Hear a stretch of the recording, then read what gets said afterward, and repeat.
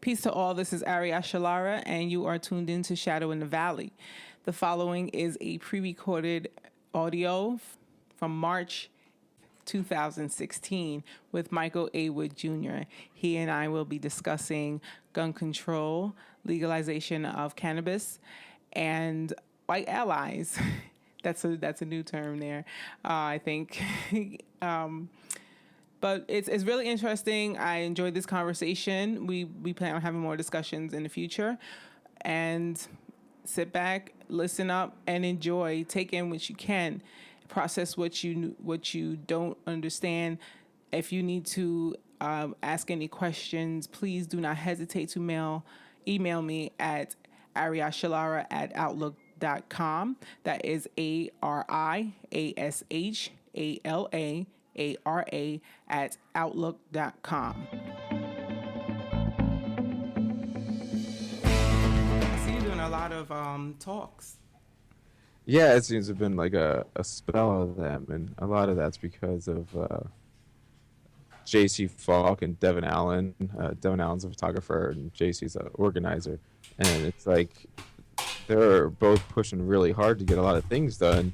So they keep having things set up, and then Leap will set something up. So then it ends up being like, like Monday, Tuesday, I have a talk, and then like Friday, Saturday, Sunday, like, oh. I saw one of the videos you were doing with the police arrest. What's that about? Oh, that's Devin wanted to. The first one I did with JC, he wanted to do that where he has this thing called Circle of Voices. Mm-hmm. And it's like this get together where people can talk about open things, race relations, things like that. And like he caters to dialogue and pushes people to really challenge themselves.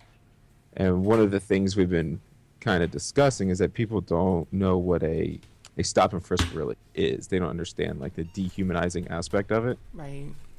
So we've always wanted to demonstrate that so other people could see it. And then he wanted it that first time when we decided to do it because it was in a Jewish synagogue with like 200 white people, So, wow. So that it was like more of an impact because to them, it's a complete change of what they think it is. Right.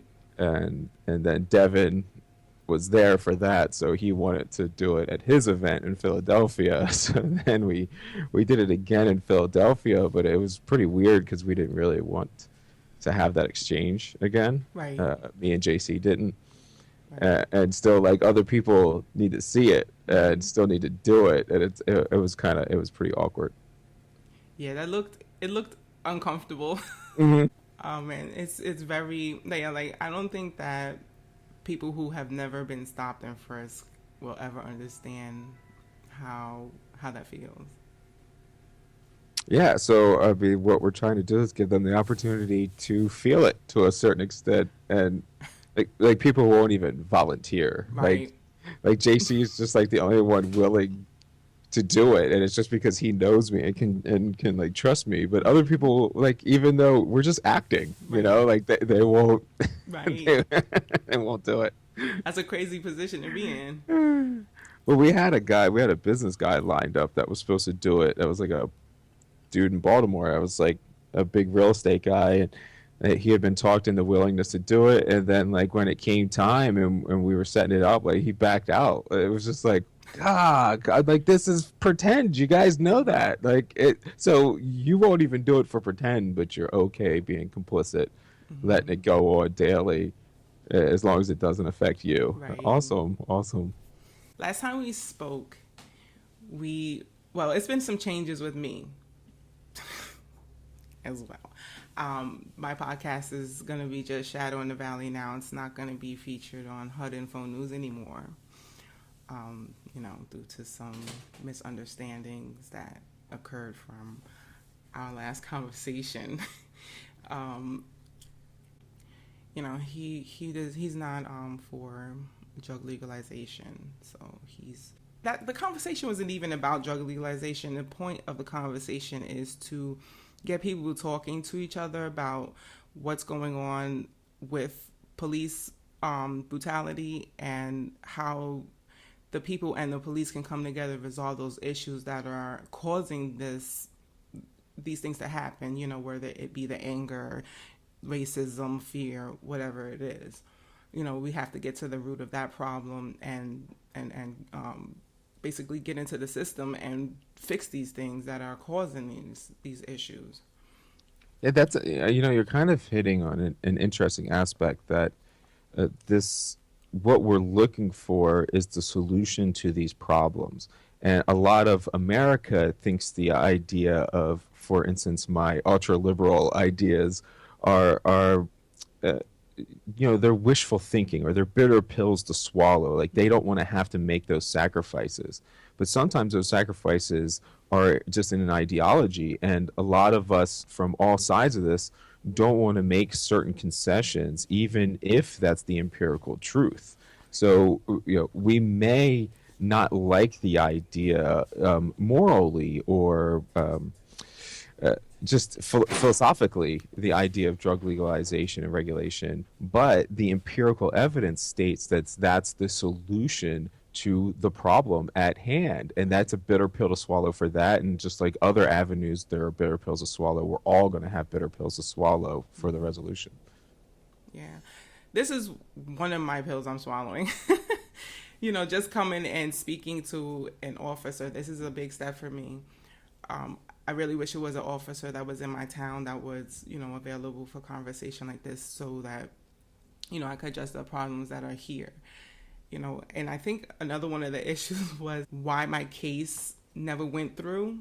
As I'm thinking about this, the reason why I didn't is because there's no amount of money that's going to take away, first of all, the stuff that I go through on a daily basis, whether it's consciously or subconsciously.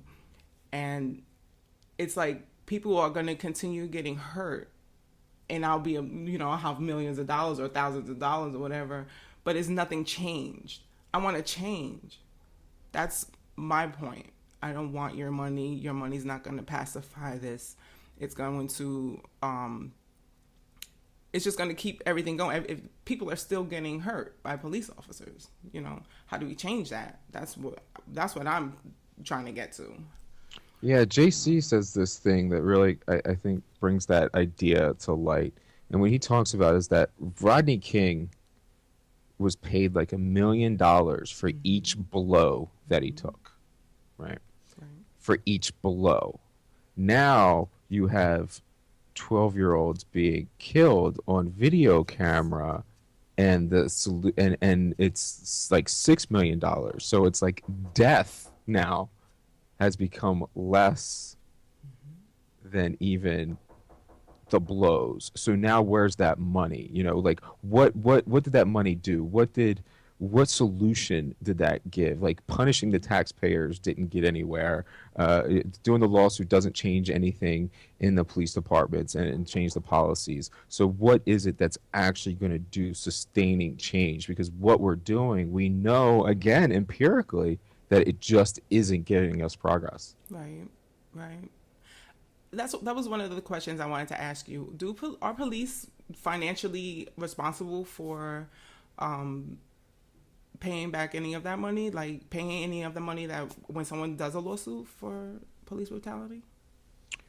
Well, so generally the answer is no. And that's the way it's legally set up, is that there are immunities involved when acting in the capacity. So as long as you follow the rules properly, are within guidelines, then you would be protected. Because, and there's logic to that even if you follow the rules that the elected officials set up, well then how can you be held at fault for operating the system which theoretically the people were designing?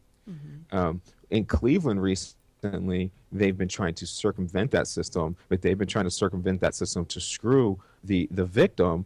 And by doing that, what they've been trying to do is get the case onto the individual officer, and then that individual officer can declare bankruptcy, and then the victim doesn't get paid. Wow. See, so there has to be like a change in the system.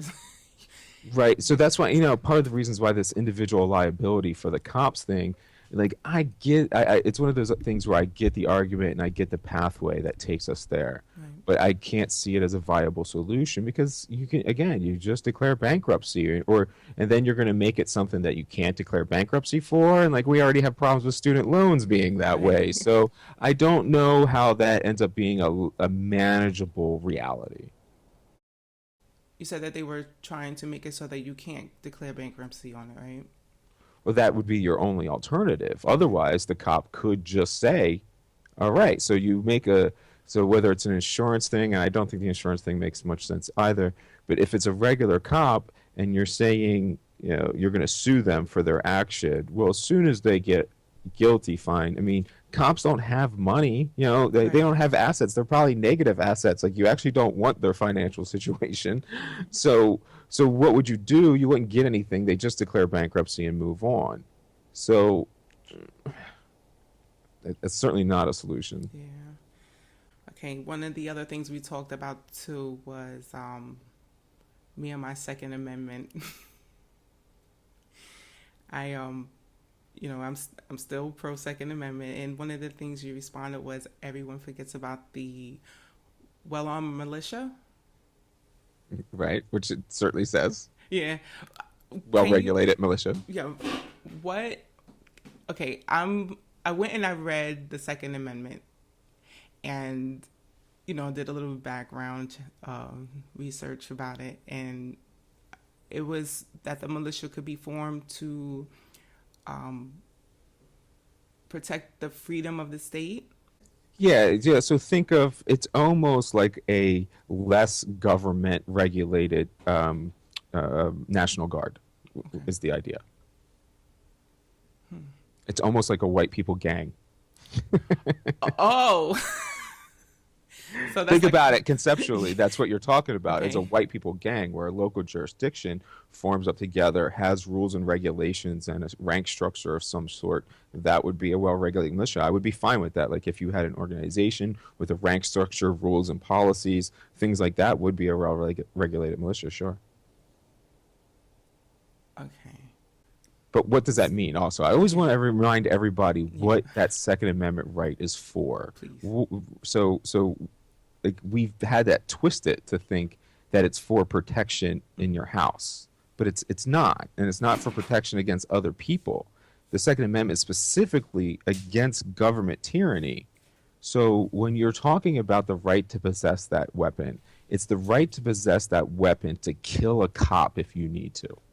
mm, And like in 2016, don't we see that may have made sense when we had redcoats fresh in our mind. mm-hmm. It may have made sense when when the cop had a musket and we had a musket, and there was, taxation and more of an oligarchy.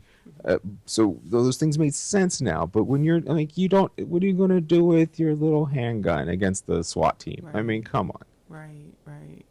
I'm thinking about this. Well, I mean, I get the logic, and we're also at a point right now where it's now what? Because we've gone so far down this road, I don't have an answer for that. So when people just say, well, you need the gun to protect yourself when there is a land saturated with guns, Mm-hmm. sure, that's a completely rational and logical argument. Right, I don't see the answer to that to be okay. Well, let's continue down this path that we know is eventual destruction. That doesn't make any sense. We know that everywhere else in the world does it better than us. So if there, I don't even know how many countries there are, like 100 and some. So just remember that all of them do it better than us. All of without them, weapons. right? All of them. Okay, so let's just think. All right, here in America, let's look at how the police system is. Like it's basically, I believe that it's corporate funded, and if a corporation wants something done, they're gonna get the police to have it done. Basically, like when you see a police guarding the construction site, they're doing work for a corporation, right? Right, and they're even indirectly being paid by that corporation because that corporation pays the city and then the city pays the cop. Okay. So let's say corporations take over police system, and the taxpayers no longer pay money, and the money doesn't go to policing. At this point, we're just going to have police who are against us, right? Does that make sense? It does, but why would we say that? Why would we say that corporations would take over? Well, they have more money, and people aren't really like, you know, Yeah, but I don't doing see what corporations do is corporations make money. right. Police departments don't make money. So if a corporation's got into the business of policing, it would be a losing endeavor. They're going to lose money because that's why it's taxpayer funded because it doesn't sustain itself. That cancels out one of my thoughts. I was just thinking. No, I mean you can say that like say they just want to become like say they're Microsoft and they have so much cash that they don't give a crap that it costs money. Right. Like you could say that if you wanted to dominate the world, but there's easier pathways. You can buy a presidency for cheaper than it would take to do that. So why it's like Neil deGrasse Tyson talks about how people fantasize about terraforming like Mars and like changing the environment and making it habitable for human life. And he's like, well, if we had the science to make their atmosphere habitable, well, then we would have the science to make our atmosphere habitable. Right, So right. why would we bother moving? It doesn't make any sense. So like some of those pathways are feasible, but knowing human nature, is it realistic that that would be a fear? So I'm just gonna ask the question because you got some valid points here. Um, the question that I was gonna ask you is like if it were to come to that, like if the city didn't run the police anymore, and the people weren't allowed their Second Amendment, we would like if it came down to them just being like complete bullies toward us, how would we protect ourselves? Like we would have to become that militia. Yeah, I agree. So there's no arguing that. So you are talking to the person that believes in the Black Panthers. Okay. So you definitely would be preaching to the choir if you said that getting a well-regulated group of black men to carry women too to carry shotguns and observe policing and protect their neighborhoods. Yeah, I'm fine with that. I mean, you can do that now. We have like guardian angel like things. They weren't quite as effective and they weren't quite as well regulated, but we had those when I was policing and I thoroughly enjoyed their presence. And I mean, Oh, you had those in Baltimore? yeah, we had guardian angels, and when they walked around, like to me, I was like, cool. I don't have to worry about that section of the neighborhood tonight. Oh, see. Yeah, I'm cool with that. To me, like if Black Panthers reorganized, and kept the old ideology, that it was because Black Panthers, contrary to everybody's Right. seemingly recognition, were not like violent. They just watched. Right. So if you wanted to do that now, like I would completely welcome such a thing. Anything I can do to take the government out of controlling a situation, I think is good because like I would get on people about that just as a moral thing that when you call me into your home when I was a cop, essentially what you're doing is you're saying everything that everybody fought for to secure your liberties in this household, you have decided that isn't important enough to you as it is that your 13-year-old does exactly what you want him to do or that your neighbor stops arguing with you. You got a government agent to come in and take away all your rights to your liberty and to your household and for against the search. Because now if I see something in there that's illegal, I can arrest you. Like, why would you Right. do such a thing? Right. And they would Right. be, I'm like, that is so un-American. And sometimes they'd be like, that is a good point. So I'm like, can I leave? Like, this is your place. Don't bring the government into your place. It's good to hear that side. I've never really. I think most cops like that. I really do. I mean, even so, I used to deny, I think, a lot of the racial undertones from individual cops. Hmm. But as time goes on and you kind of think about the things they said and you get a little more woke on coded language, that sure there were some things you could up on and notice, and so even those cops that were that way, who maybe would have said disparaging things about the guardian angels, or would have kind of belittled them in their minds or what they said, they still in the end didn't bother with that neighborhood and didn't bother those people, and it was a good thing overall, you know. Um, I remember guardian angels in New York. We didn't have too much of that in Jersey City. I don't remember. If they did, they probably had it in like the in the white section, like in the Heights or Bayonne, something like that. Not not in the green, not in the areas that I grew up in. Yeah, so in Baltimore, I mean, they were in the high crime areas, so to say. Under the gun control topic, I was looking at some of the current events, and I'm gonna just touch the topics, and you could address one if you want to. There was a suicide by a Black Lives Matter activist on the state building steps. Two police officers shot by a homeless man with a warrant. He was from Florida, and I think he was like on the run. And he was seen in a restaurant, and the waitress called the police because he looked homeless.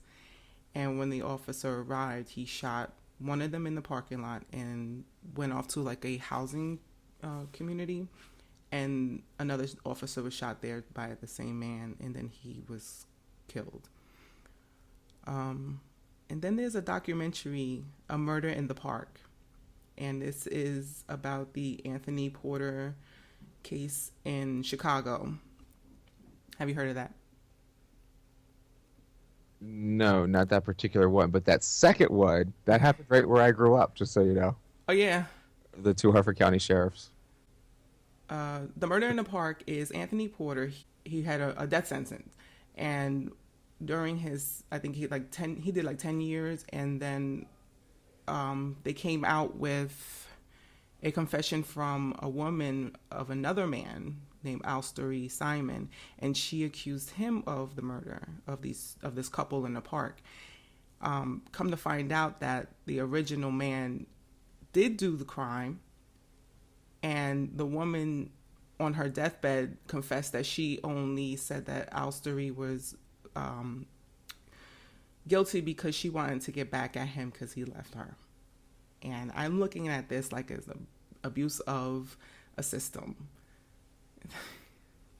Well, okay, so the first one, uh, I think I'm not going to dare speak for the BLM activists that committed suicide, but it draws up, like, before we started recording, that emotional struggle that I was talking about, just being in activism, because it becomes so personalized, and like those names, those victim names, they become very close to us. Right. And so we fear like the next one, and that becomes a real burden. So if he feels like he can see all that and everything is there in front of him and has all these things that you want to do, when you see that lack of progress or slow progress, it's just slow progress is an equation, and that equation means innocent people dying while your progress is too slow, and that slow progress can be very personalized. So that's tough. Yeah. And suicide is obviously our big thing with guns too, is that these other countries that don't have the proliferation of guns and have this gun culture, they don't have the suicides that we have because it makes it so easy. It's so dramatic. I mean, it's a harsh thing to deal with, but the idea, just even psychologically in your brain, of taking a sharp object and plunging it through your skin is a whole different level than pulling a trigger. Even like to us that don't have suicidal thoughts, the idea of pulling a trigger in that moment seems like gripping. Right? Like you couldn't actually do it, and you're talking about pounds of pressure. Right. Now elevate that to putting a knife through your wrist or something. Like Yeah. we can't do that. I mean, most people know that you have enough jaw strength to easily bite off somebody's finger, like Mm-hmm. without hesitation. But there's a psychological barrier that you can't go past. Right. And it seems like in a lot of these things, the power and ease of a weapon, especially a handgun, makes it so that that barrier, that crossing of that threshold is just too easy, and it could even be accidental. Like you don't go out with a samurai sword and accidentally plunge it through somebody's heart. Like Right. that never happens. Right. Right. So and if you were to fight somebody, and even if you were incredibly angry at them, pulling a trigger is one thing, but the idea of like choking them and taking their life out of them, we have these things inside of us that regulate for that, and the gun just overwhelms those things, and it like it overwhelms those things even in our logic. So those two Harford County sheriff's deputies that were killed, that's right where I grew up, and that's obviously like almost an ambush type situation, but it points out a lot. For one, that you're in the Northeast, so you heard about that story. I was in Dallas, Texas. Nobody knows about this story. Wow. So nobody knows about this story because you have a white shooter. And like 90% of the people that kill cops so far this year are white right-wing shooters. And all your common thing that's going throughout society is that BLM is this aggressive thing and this threat to cops, and oh, the cops have it so bad because of what they have to focus on in these urban neighborhoods. Like, no, so it's some crazy white dude Right. that's going to kill you in the county, man. That's the threat. So it like even clouds our mind. We have this huge cognitive dissonance on what these weapons mean in our society. Like, so when you see any of these police shootings that are going on, then what you're seeing is that police are incapable of operating in an environment where they fear that everyone has a weapon. So it's not that they fear that everyone's, a bad person and going to use that weapon in a bad way. Like all they do is fear that everyone has this weapon. So they act in this ultra aggressive, every situation is dangerous. We constantly have to be on guard. And then all the people in our houses, they have to have guns, and they feel like somebody's going to come attack them in the middle of the night. And so they have to have guns because the other people have guns. And now the bad guys have guns. So we have to, and it's just like, Yeah. oh my God, guys, like this level of separation from reality is what is frustrating. I mean, it's just like in our urban environments, we sit there and we go, oh my God, look at all this violence that we see and look at all this murder. When we know that they're fighting over scraps of resources and they can have easy access through, the struggles of trying to survive with handguns. Again, if they were fighting and stabbing, you're talking about a whole different level of what it means to have that human uh, disagreement or fighting. It just it takes everything to this level that we can't get it back, Right. Everyone's scared.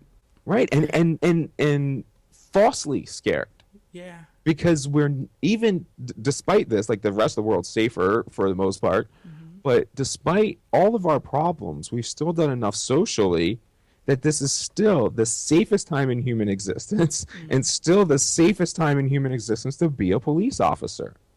But we're gripped by fear, and like we're actually gonna, what is that called? Like when it's a self-fulfilling prophecy, when you just set up all your scenarios to go into the situation. Like if we just stop manufacturing guns right now and stop selling them, well, we know how that goes. So supply side goes down. So demand side's going to make everything get extremely expensive, and only rich people are going to have them. And rich people are going to shoot them because they're a darn investment, Yeah. So like we know how to do these kind of things. Like there are things we can do to just stop doing wrong. It's the same thing for policing. Like everybody wants to come to me and say, what are the solutions? Well, the solutions are multiple. They're in different environments. It depends on which humans are actually there to carry these things out. It depends what we agree upon, because I don't see policing as me telling you what to do. I see policing as you telling me what you want done and us figuring out how to get it Done. So it's not about uh, me coming in and having these ideas. It's about the first thing I can only say is stop. Stop doing these things that we know are wrong. So for us, it's stop locking up people for minor offenses. Stop quality of life crimes. Stop criminalizing drugs. We know these things, right? So we Right. absolutely know we must stop those things. So the first thing I'm going to tell you is we must stop that. So the first logical thing to do when it comes to gun control is okay, we have too many guns. How do you stop that? Well, the first thing is you stop the bleeding. Like that's even first aid. Right. So, Right. stop the bleeding, Stop start the manufacturing. breathing, right? So you must stop the bleeding. And why? Like we're like, oh my God, we're bleeding. Pour more blood on it. It just Right. doesn't make any sense. I think that everybody needs to speak to each other. That's the only way that it's gonna that we're gonna change anything. Like people need to have conversations, talk about stuff. You know, even if it's just the smallest thing. If you don't want to touch the topic of racism, you don't want to talk the topic of police brutality. Talk about small things. You know, start it off with that. Is just understand that we're all the same. We're all the same. We all go through the same stuff. Did you Yeah, want to? I agree completely. Like these conversations, and like what it's just drawing me back to is I say these things to like newspaper reporter and like I mean understand I started this like 8 years ago, Mm-hmm. and back then I was told like you're crazy. What are you talking about? Like you can't do things this way. And here we are 8 years later after all of this, and I'm telling people these things in Chicago doing the newspaper interviews and TV interviews and stuff. And everyone's kind of perception is that sounds great, but it's not reality and it's not realistic. Like what you're saying, no one's going to be able to swallow those pills. But if you have this conversation, these pills that I'm asking everyone to swallow are rational and not really a big deal. True. I mean, they're supported by science. We can do these things. We can work together. Why is everyone so afraid of change that they won't even take the step forward to have these discussions so that you can see that the solutions aren't crazy? I mean, you can go to the literature, and scientists are talking about the same kind of things when it comes to what policing do, but we just won't change as a society. Mm-hmm. We're going to vote for Trump, for crying out I loud. know. It's like what is happening around here that we can't progress forward, and I think it's that lack of discussion. Like we Mm-hmm. won't hit people go around and we talk about the weather, and Mm-hmm.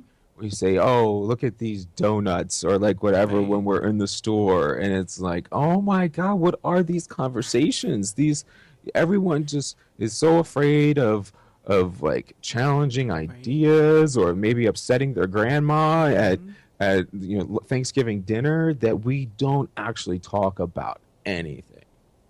Did you want to talk about the other story, or do you want to move forward? What was the third one? The The third. murder in the park. Well, so Yeah. what you're talking about there is sure every manipulation of the system is an outlier. Always just remember when we're dealing with anything that involves human beings, perfection is a ridiculous idea. Mm-hmm. But what that points out is the ridiculousness of the eyewitness.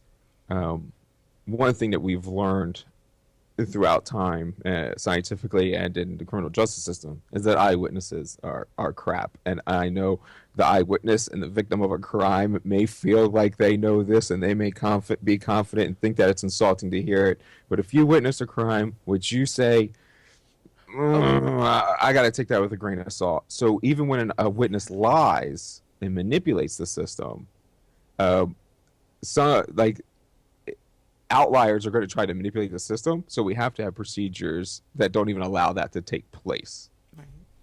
Wait, I should have sent you a link to see so you could see it before I started talking about it because I left something out. The way that this story, um, Anthony Porter's story came to be, there was a class of journalists, and there was a man with the last name Protest, and he was like a journalist, a teacher in journalism. And it was his students that reevaluated the case, and they didn't question all the witnesses that were saying it was originally Porter. They only witnessed people who were not, they only talked to people who were not saying that it was him. So it was just that one woman and this other man. I think I need to let you So see it before. yeah, so that's like is that like a Stephen Avery or a Nod Saeed thing where they just take the narrative and twist it? Yeah, that's what Right. they Well, did. that's common, and the Anad Saeed case in Baltimore that got serial fame is a primary example of how that takes place. And I think a lot of people feel as though these cops are vindictive and like they're trying to do this whole setup on things, but like they're just not trained. They don't understand. Like cops in this country are still trained in the Reid interview technique, and that's like leading what it ends up doing is it ends up leading the victim or the suspect into saying things that aren't quite true. Right, right. And we know this. We've disproven the Reid technique time and time again scientifically. Like this isn't even a thing a scientist would take up. They're like, no, this is settled. This is climate change. You know, like it's over. So but police are still being trained in that technique. So these detectives can go out doing something like that and they think they're following proper procedure because everyone has told them that this is proper procedure and this is how you do it. So they get those things and those type of techniques lead you into narrowed focus onto, okay, well, all right, this is what happened because this seems plausible. This is my hunch. And then that narrative, it becomes the evidence that fits that narrative gets into the investigation itself. Right. So it's not like they have that intent. It's literally their ineptitude from being trained that this is good, and you know, we don't generally pick from society's top class members to be police officers. I want to couch that. That like I say, all cops are dumb, but like they don't come from educated corners of society. Right. They're coming fresh out of high school. Yeah, pretty much. Yeah, you can be 20 and be in training. So you can't actually be a full-fledged officer until you're 21. Okay. But you could be a cadet at 18 where they go out and they have a uniform, but they don't have a gun and stuff like that. Yeah. And then you can, you know, on your 21st birthday, you could be hitting the streets on your 21st birthday. with a GED and 6 months of training. I used to live near a police training facility in Paterson, New Jersey, and I would see them running, and it was like some really. I'm gonna leave that alone. Yeah. So the other topic that we were talking about last podcast, we were talking about legalization of drugs. When people hear this, they're like, "What? What are you talking about?" You know, everybody wants to think that the person that said this is a drug addict or, you know, some type of pothead. So when I say the legalization of drugs, and if this is your perception, you can say yes or no. I'm talking about the use of plants, the cocaine plant, the marijuana plant, the opium plant, poppy seeds or whatever, to use them for medicinal purposes. That's what I'm talking about when I talk about drug legalization. Is that what you're talking about as well? So I'm not sure I agree with the premise. Okay. Right. So what do you mean by medicalization? Medical for, okay, let's say, well, I have a daughter with cerebral palsy, and I believe that the marijuana, the properties of marijuana would help her with her therapies to help her relax. And it doesn't have to be given on like a daily basis, but basically so that she can get full range of motion. Also, if someone has cancer, for them to use it, if they need to. And for pain, if someone needs to use, I know cocaine was used for pain, if it was administered in the amounts that is needed, not overdoing it and having it in, like having someone with multiple uses in their possession, but go to a doctor for a treatment of it. Okay, so you got pain Mm-hmm. as one. Um, what if, okay, so for instance, we have noticed that people that smoke cigarettes Mm-hmm. and marijuana have a lower cancer rate than people that just smoke cigarettes. Okay. Okay. So then there is a medical benefit, cancer prevention, for smokers to smoke marijuana. Mm-hmm. Is that a medical use? Uh, well, it's a preventive measure. I would, I would say yeah. Okay. Okay. So now in order to do the drugs, Mm-hmm. I just need to do another drug?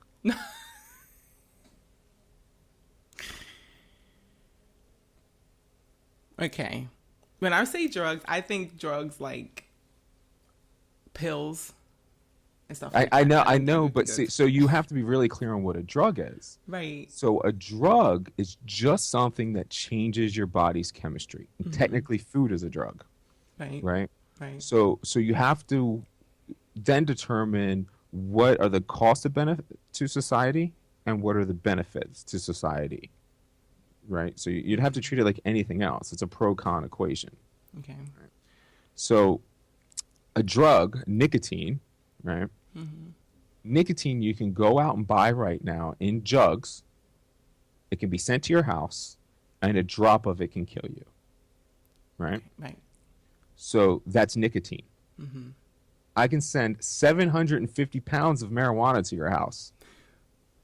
You can do everything you want to concentrate that and consume it all at once. And you're not going to die. Right. Right. So, which drug is more dangerous? Well, the nicotine. Right, but nicotine's legal. So, Right. you didn't think of that as a drug because someone told you a long time ago that it was legal. Well, I do see it as a drug. I see. Right, right. So Yeah. now, where do you separate that? So if you can agree to that, then where do you separate the harm to society? So now that you've pretty much accepted here that all these things are drugs, Mm-hmm. and that it's just a matter of how people use them, Right. right? So that's what you're saying. Okay. Yeah. Yeah, essentially. So you've Okay. given Yeah. up the supply side. Now you're on the demand side of the argument, right? And so the demand side of the argument would be the cost. So what is the cost to society that we allow this to happen, right? So what would be your worst drug? The worst drug? Hmm. You mean if someone's to become addicted to it? As a cost to society, what do you think the worst drug is right now in America? It's cost to society, I think alcohol. without question, hands down. Yeah. So what I really want to know is, hands down, the most harmful drug to the society is alcohol. So Right. why am I expected to make the argument that the drug, we can say cannabis, Mm-hmm. that has the absolute least harm to society, because it's pretty much settled that this is impossible to cause harm to society. Like there isn't a harm. But somehow, because I'm pro legalization and regulation, the argument in society is that I have to justify the use, legalization, taxation, and taking out of the black market of something that will do no harm, while everyone seems to be okay with the drug that does the most harm Mm-hmm. already being in that arena. So I feel if people actually were anti-drug, they would be fighting to go back to prohibition. Right. Right. But we know that that doesn't work. Just like we know it doesn't work for all the other drugs. Right. So really, I mean, it's a thing where you can only argue it ideologically. Right.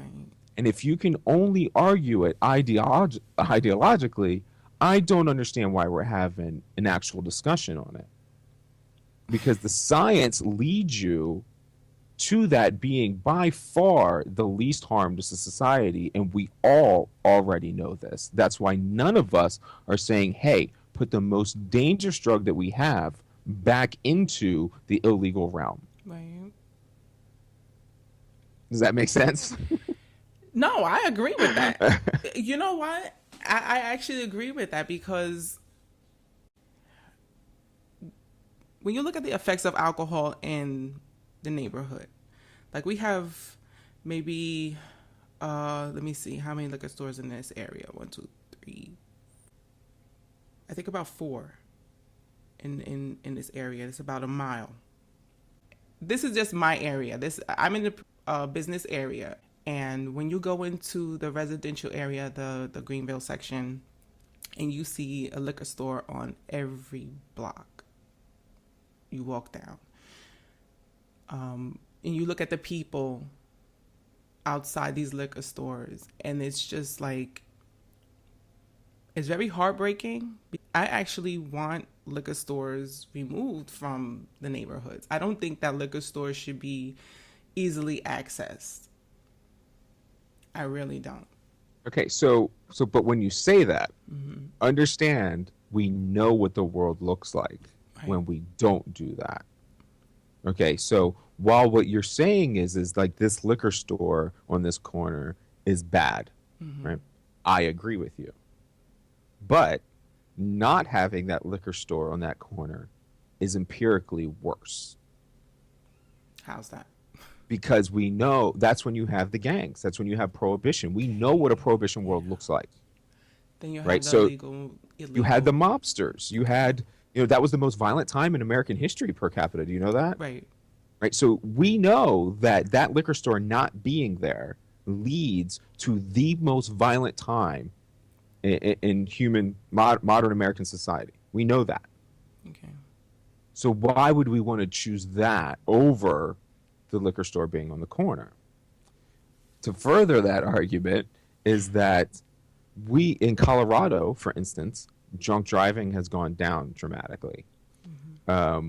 Less kids are doing alcohol. High schoolers are doing alcohol, and marijuana, both.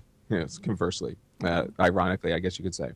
And so we actually know that when you legalize cannabis, you make a harm reduction effort because less people use alcohol when cannabis is available. Right. So that's another thing that you have is you push people towards things like prescription drugs, Oxycontin, and you push people towards alcohol and things like that, or you push people towards cocaine because, like, if you have a job and you're getting drug tested, you can do cocaine and it's out of your system in a day. But if you smoke marijuana, it can be in your system for up to a month. Right. So when you're sitting there in this environment, so in an environment where everything's legal and everyone's educated, like, so you can put all the drugs in front of me right now. You could put alcohol and everything in, that you could think of. And the only one I will consider is cannabis because I know the harms of all the other ones. Right. Right. So a vast majority of people are also that way, but they don't have the option. So when I was a cop, I could have only chosen the alcohol or the cocaine because I would have been drug tested. Okay. Right. So you have these kind of things as well that come up that we don't think about as the unintended consequences of keeping things in the black market. So it affects a lot of things. And what we also know is we know what not legalizing means. Right.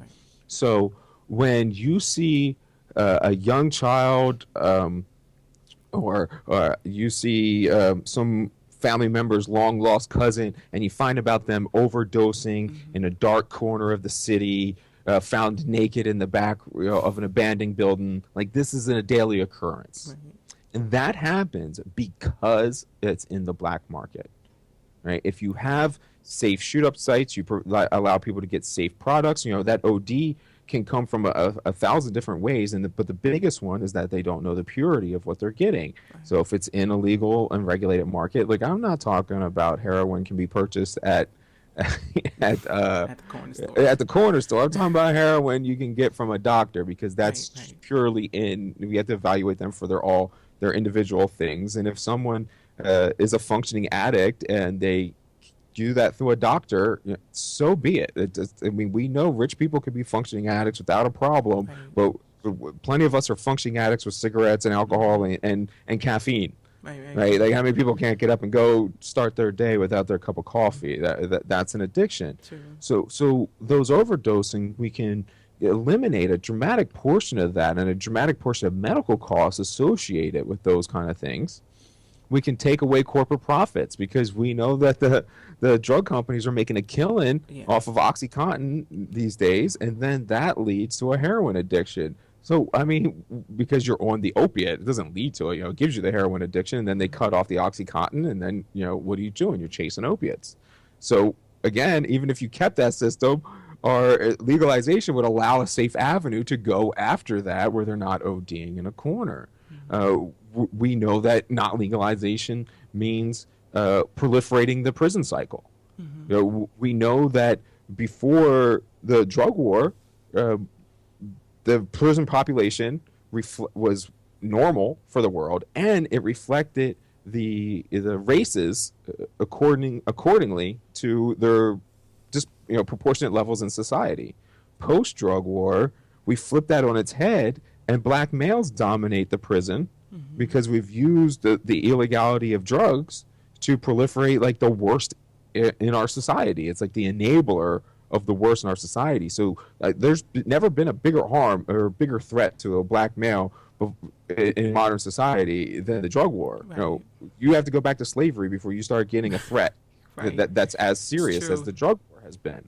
That's true. So, and then you have the violence. Like Tyshawn Lee from Chicago has been a big subject. Tyshawn Lee, the 9-year-old, dies in that alley as a result of people fighting over for scraps, the proliferation of handguns, and the feeding of the drug war. Like, these are things we know, but yet we keep going down this path because we're so afraid of like thinking that people will go and just start becoming addicts and using these drugs.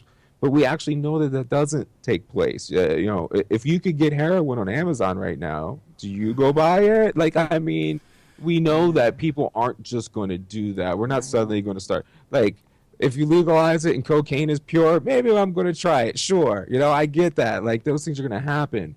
But that's because I'm educated in it and you know what it is. And when the information's out there, and, it's like sex education. We know that if you don't teach your kids sex ed, they're more likely to have a pregnancy, a teenage pregnancy. If you do teach them about it, then they're less likely. Like, it's education that stops these things, not prison. Right. I'm with you. I'm with you. Well, that's what I try to say all the time is that if we have these conversations, like you're going to prove things to me and I go, oh yeah, that's got to be tweaked for sure. Yeah. And then the next person I talk to, like you improve me another step and we have these discussions and we can come to these solutions. If we all sit like in Chicago, which isn't going to happen, that job thing, but like it's like we're not ready for that yet because not enough people have had this discussion. So until enough people have this discussion, we're not going to be ready to make big changes. Oh, so you're final with the Chicago.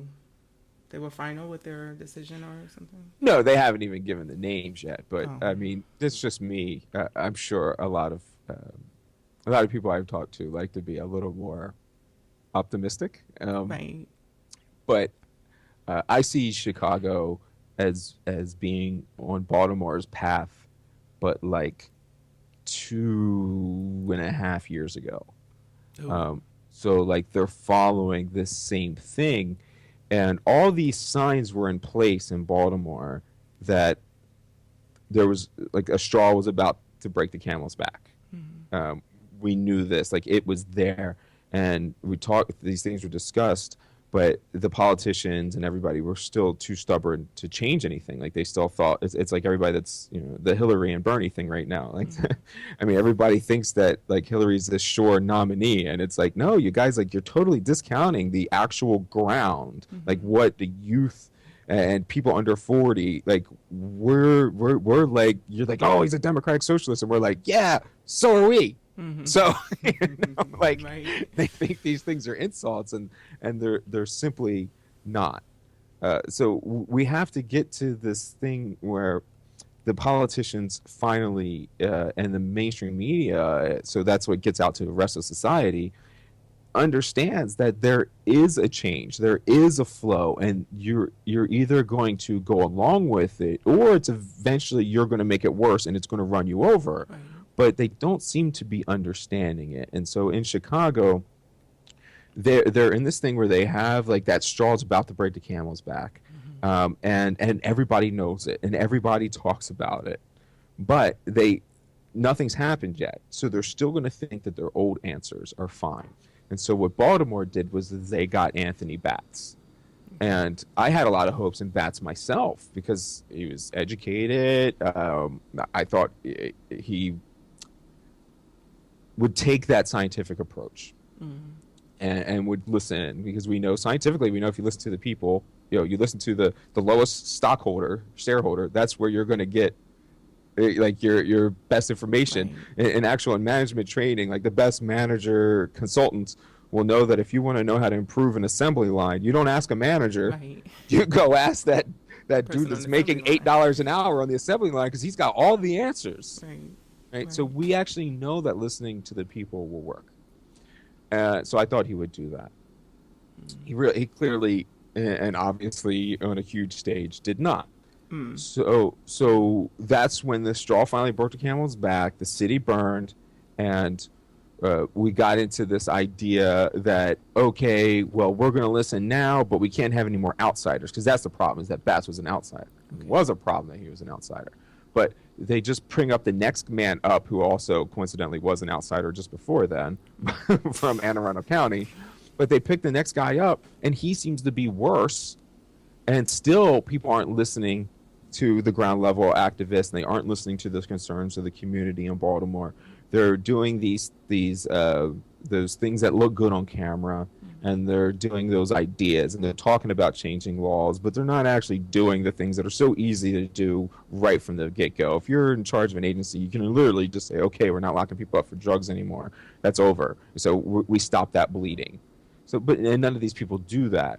So in Chicago, you have that same cycle. I see it right now. So my prediction will be that they'll hire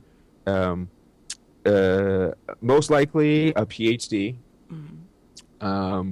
who has been in the field already, who is running an agency somewhere or something similar to it. This guy will have a shady background, right? Just like Batts did, because you can't get to these positions in this system unless you're shady. So it's like by the time you're picking the presidential candidates, Bernie's obviously a weird exception, but generally they're so tainted and dirty by the time they get to that point, you already know they're scum. Yeah. So that's what you're getting at right now. Or they'll promote somebody that's high ranking within the agency, who is a company yes man, and most likely will be a black male, and that's who they're going to put in. And then that person will give the false perception that they care about the community. They'll tell the community all the right things, but then they'll still be serving the system that got to them where they are. They know where their bread is buttered, so they're not going to be serving the people. And then things will get worse, and the city will burn, and then they'll say, oh, we need a guy that comes in here and is a strong enforcer, because these protests, that shit's got to stop. So then they're bringing a guy that's a little more aggressive. And when that doesn't work, I don't know. We'll see where we are, because that's where we are in Baltimore. So Chicago seems to be about 2 years behind us. So hopefully they'll learn from our lessons at some point. That's my prediction, though. We'll see. Yeah. We'll see. No, I'm looking at it too, and I'm like, why would they keep getting people who are one? If then I think that if I were a mayor or a governor, I would actually want someone who is going to put a stop to the injustices that are going on. Just I'm just saying, as a regular person, but as a mayor, I think I would be like, we need a change. It's and just hearing you explain it is like it's not a change for the person that's in the position. I think they just need to change the system itself. Like there's stuff that needs to be revamped in there. Well, yeah, I mean, I say it needs a complete reset. Yeah. Its foundation is fundamentally flawed because its foundation is in elite people telling you what the police will do. Right. That's contrary to serving the public. I can't set the rules and then say that I'm serving you. Right. That doesn't make any Right. sense at all. I'm clearly not serving you. I'm serving my own interests.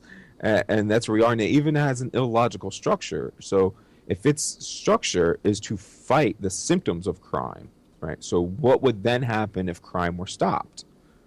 Well, they would defeat their own purpose. So do we really think an agency is going to operate within a fashion that defeats its own purpose? Not that it can be conscious, but subconsciously, are they really going to do things that eliminate their purpose? Yeah, I mean, it's like it's not logical that people are Well, going to. if they did that and they did have low crime, then I think it would be more of a reason to have them there because if they go, then it wouldn't be needed. Then it would be Right, but that's not our paradigm now. Our paradigm now is how much violence there is, and like arrest is where we put the police, right? right. And then they are judged by how many people they put in jail, right? So they're judged by well they fight the symptoms. Well, you should be judged by how well you fight the causations, Right. and the causations of crime never will stop. Right. Right. So that's why policing should be fundamentally restructured to fight the causation of crime. Right. So, and we think on small terms. And one reason why the mayor, for instance, Chicago, won't change is because he's served by rapid results. Right. And so in policing, you hear year to year all the time. And year to year is a terrible measurement for anything that involves human beings, period.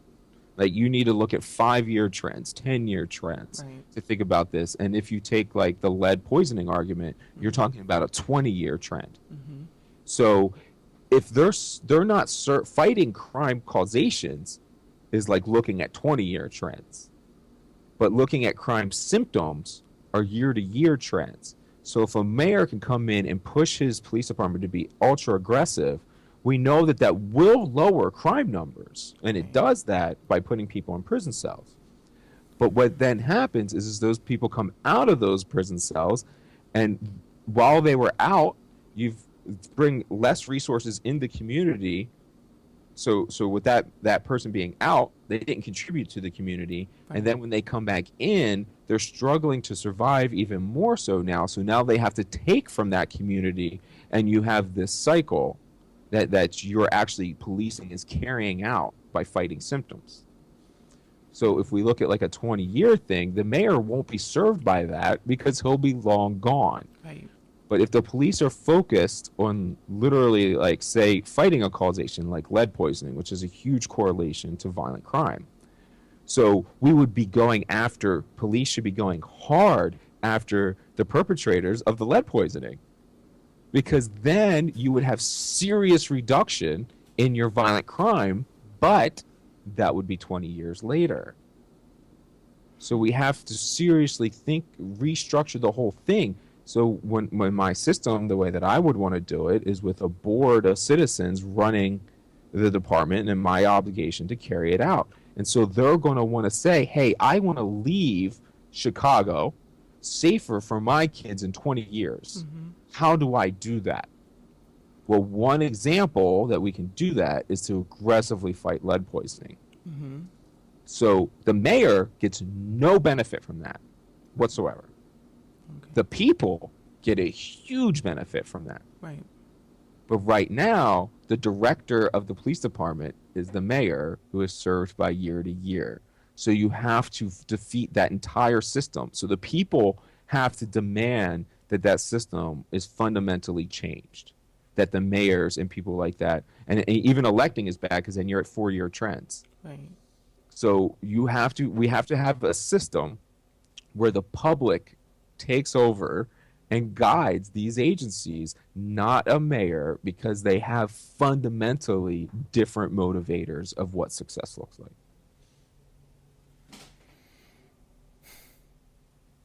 And no one's going to listen to me yet. I just hope you Yeah. know that. No one's going to listen to this for 20 years. Yeah. They're still. Yeah. Wasn't it? Didn't they? One of the retired police chiefs or something like that come out and say that there was corruption in his during his term in Chicago. He was talking about, I forget his name, but he was talking about the blue wall of silence because people were in Chicago were saying that there wasn't a blue wall of silence in Chicago, and he just came out and was like, "Of course there is. What are you talking about?" Yeah. I mean, it's everywhere.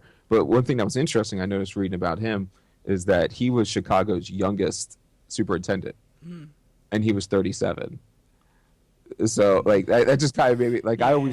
I always did figure too that people are always going to look at me, and I'm going to get judged just by my appearance. So it's a I don't know. Don't shed any tears because you're an attractive male and Yeah. look 10 years and look 10 years younger than you are. So I'm not asking for any prejudice tears, but that's going to continually like be a problem for me when it comes to these positions. Is that they're going to look at me and they're going to go, "Oh, come on, what are He's a you, baby." 26?" Yeah. Like I'm not No, he's 26. Like I'm educated. Look at my resume. Stop looking at me. I feel like. I feel like how a woman must feel hitting that glass ceiling somewhere along the line, you know? Yeah. Yeah. I don't think that.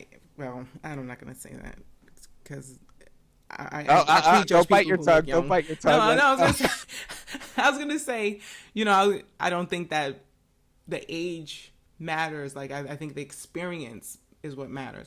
But then again, I'm like, well, sometimes people are young and they have that experience, but they still don't have that wisdom, to make those changes. Yeah, I've been really bad about that. That's a topic that you're hitting on that I've been fighting lately. And I've talked to Uh-oh. a lot of friends about this too, and it's been a big thing in school studies. So I'm a Gen Xer, right? Right.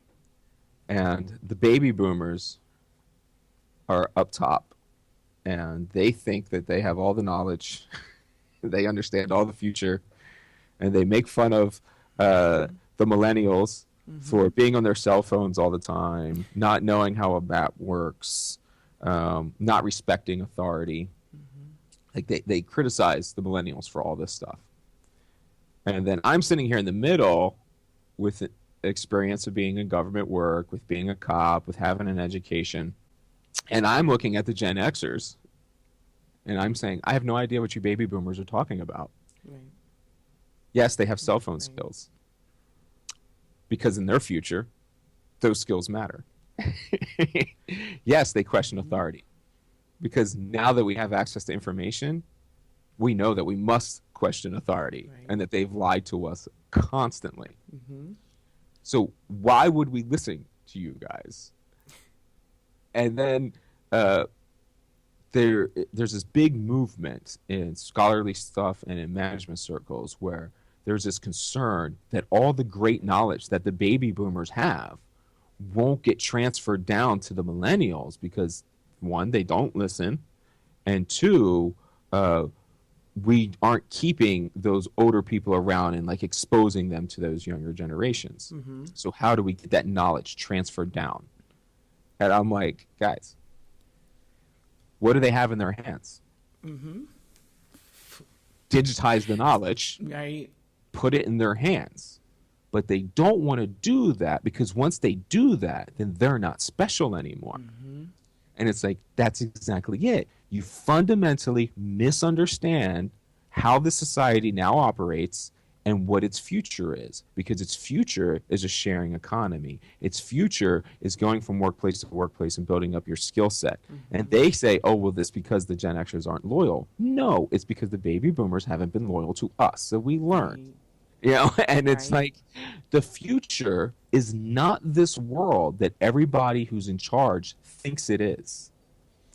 And then everyone that has a grip on the future, the baby boomers think are just stupid, dumb kids Mm-hmm. that don't know what the hell is going on. And it's like, oh my gosh, come on, guys. I don't know why we have to sit here. Why do the Gen Xers have to sit here in the middle of this?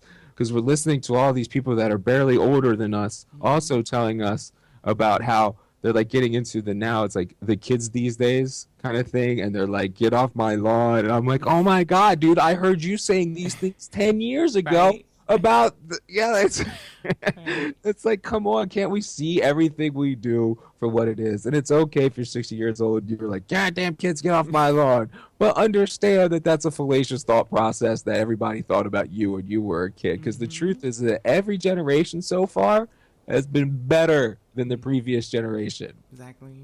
So, like, that's our goal too. So, if it wasn't true, then that means you guys all failed. Is everyone going to say that? So, if the 50s weren't as good as the 60s, right, Yeah. then that's all on the fault of everyone who was in charge in the 40s. True. True. So, so if you don't, however it moves, then you're also saying that those people that we should be learning from failed. So, you know what I'm Right. saying? Like Right. these logic cycles. So, if things are worse now, right? Okay, then those up top set up that system Mm-hmm. and then criticize us for not wanting to use it. So, even if you were right and it is worse, why the fuck would we listen to Right. y'all on how to fix it? Mm-hmm. You know? So that's like I feel like I'm in that right now where I get these I've put myself in this like mid level of leadership in law enforcement inside. So inside I'm a mid-level manager. Okay. And then all the executive managers are saying you can't come into our club Mm-hmm. because you don't do things our way. Right. So they've been telling me this for the last 8 years. And I'm like, guys, For you to cast aside. your way doesn't work. It doesn't work. Right. You have to stop doing it this way. So I'm stuck. I'm like, I have to wait. I literally feel like I have to wait till there's somebody that's in the club Mm-hmm. that finally goes, oh, guys, we're doing it wrong. Right. Right. Like that's what Right. so that's what I was for white America. Like, so I need somebody else to do that. So when I first came out last year, it was like, honestly surprised that anyone cared Mm-hmm. because I was just saying, um, I only just told you everything that Black America has been telling you Right. for hundreds of years. And like, I just realized personally that, some of those things in those rap songs I listened to when I was 14, that shit really happens. Right. Right. So Right. They wasn't I, making up I'm stories. just coming out saying that they're right. Right. Like everyone, the things you hear, these stories, they're all true. Mm-hmm. And usually they're worse Mm-hmm. than what you thought they were. Right. So what is the big revelation there? So I need that person to be in executive management or, to be a mayor that goes, oh, guys, we're all doing it wrong. Mm-hmm. Why don't we just validate that this kid actually knows what the hell he's talking about, Right. and let's, do some of it. So, like right now, I'm really just hunkering down in my studies so I can get myself done, that I can do all the research. And I'm really kind of think I'm probably going to be, let's just say, I think a place where I would be happy, considering the current society still, is being like the Neil deGrasse Tyson of police science. Okay. Like to be the communicator to get people to understand while I still do some science supporting it. So it's just, the argument isn't there. They can have the science in front of their face and in their terminology, but more to be the communicator because, we're probably just not going to be ready for me to run an agency yet as a society. Like those Mm-hmm. politicians aren't in place to support that. Right. So until then, I think really hunkering down in these studies and getting better at this Mm-hmm. would be ultimately very beneficial. It ain't gonna get me paid or anything. No. Uh, some of the best work is free. That you Yeah, do for people is I is the know. The free whole stuff. thing is just always funny though, because it's Yeah, just like, no. why do I take this path? Why do I always take the path? Like, so I was 16 when I decided to sign up for the Marine Corps. I was like 20 when I decided to sign up for the police department. 21, 22 when I signed up for the police department, and then somehow I ended up being an activist. Why am I choosing all these careers that don't pay crap when, when there are when there are ways I could easily go to make some money? I was like, morality. Why is it always step Yeah. in the way? Yeah. Well, that's that. I'm not actually really materialistic, so it's like if I do free work, it's no problem for me. So when I see other people doing it and they have the other options to take money and they're taking the road to the free stuff, I think that's like very honorable. I find that very honorable. Well, I'm perplexed by it in an extent because while I'm complaining about the lack of resources, um, I have resources, and a lot of my fellow activists don't. So, like, say speaking engagements and things like that, where it's very easy for me to say, "No, it's okay. Just cover my travel, and you don't need to pay me." Right? It's easy. Right. But so there's other people in this same fight that can't do that because this is Right. Right. Right. how they survive.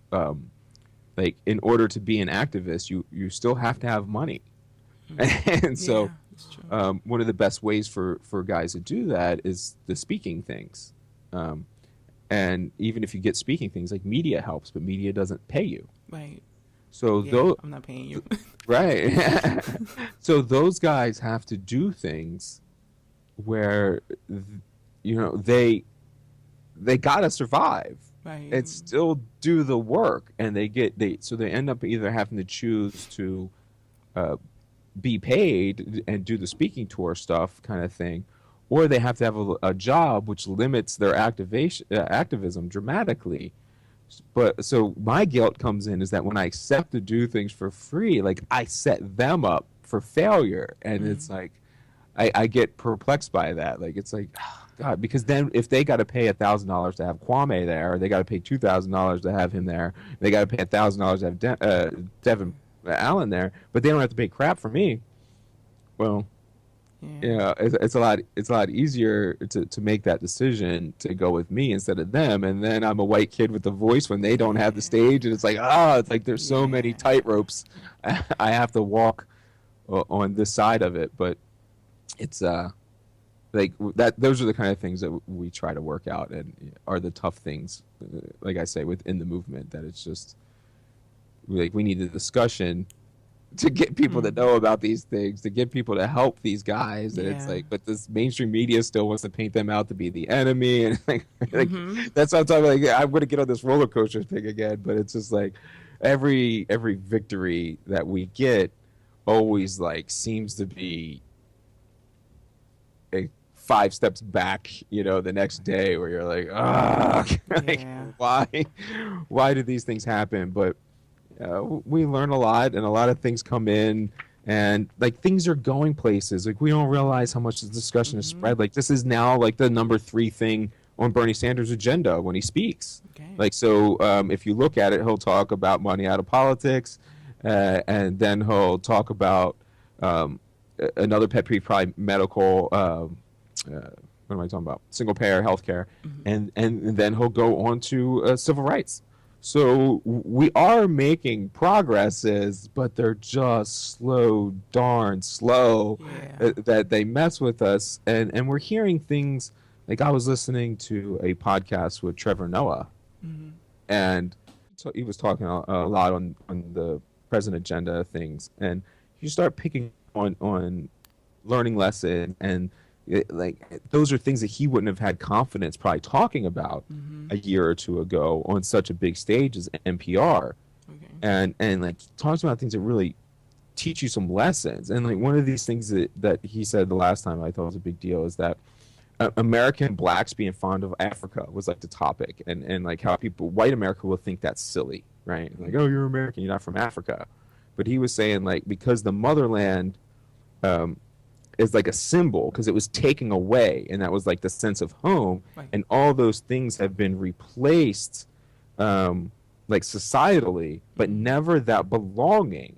So you can still ask, you know, a descendant of slaves here, like, where are you from? Mm-hmm. And they can't answer that question. Right. So that's like something people need to like, just white America in general, to hear things like that.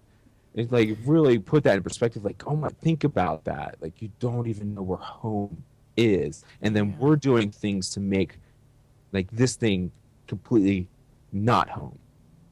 Yeah. So what does that like? All what do those things say about us? And like, I don't know those things. And he helped me talking about like the movement. He said that every movement is like a war. It consists of innumerable mini battles that are rarely noticed, but that's what actually wins the war. So like after I've heard him say that, and we had some things going on in the movement here, that it was like, you know what, like getting on the ground and just winning our little victories here. Mm-hmm.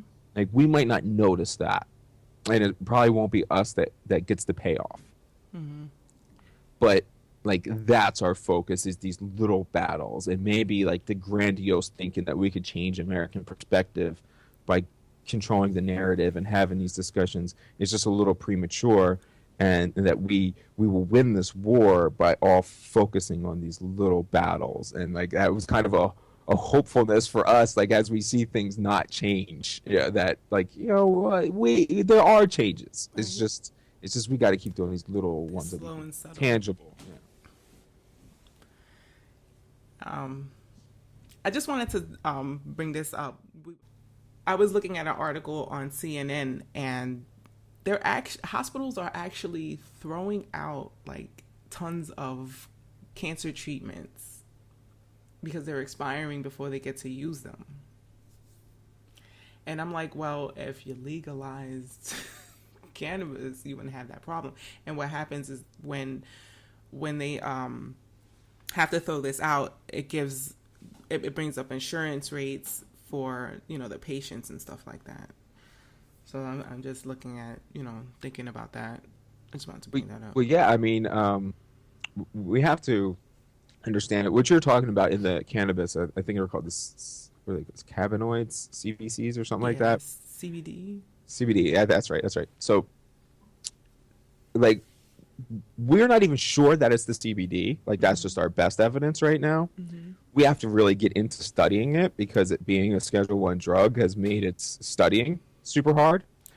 But what we do know is that regardless of what it is in the cannabis that fights cancer, what we know without a doubt is it's cheap as hell. Right. Right. So, right. like, we know that, and in reality, you can have your problems with, you know, consumption methods or whatever, but anybody, literally anybody, could grow their own supply, and could have that drug if that's what they need. If they're, you know, whether it's I think probably the most profound benefit is for cancer patients to be able to eat. Like, that's just and it's such a readily obvious one too. Like, why did that take so long for somebody to figure it out? Like, everybody that smoked weed since weed was weed. Yeah. Knew that it makes you hungry. So why did we stop? Why did it take so long to give it to people that were having problems with an appetite? I don't know. That doesn't make any sense. But so if that's your problem, current drugs could cost whatever and have, you know, tons of side effects.